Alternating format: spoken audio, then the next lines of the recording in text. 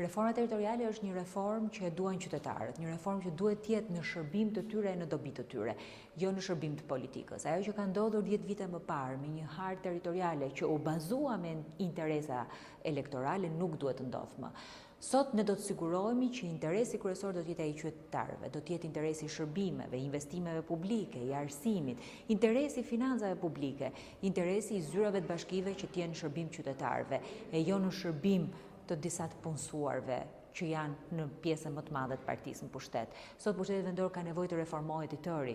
të shërbejë qytetarëve për çdo kërkesë që ato kanë, duke nisur nga një leje për çatin e një leje për dritaren deri tek investimet publike, deri tek arsimi, deri tek reforma e plot e kompetencave dhe përgjegjësive. Këtë do sigurohemi do të bëjmë në interesin më të mirë qytetarëve, duke ofruar transparencë, duke ofruar llogaridhënie, por duke hapur këtë proces për të gjithë, duke e nxjerr nga parlamenti dhe duke e çuar në